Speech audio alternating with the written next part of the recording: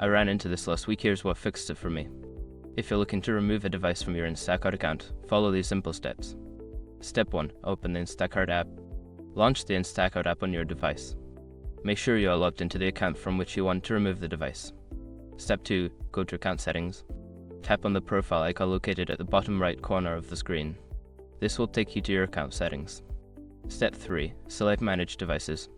In the Account Settings menu, look for the option labeled Manage Devices or something similar. This is where you can see all devices linked to your account. Step 4. Choose the device to remove. Find a device you want to remove from the list.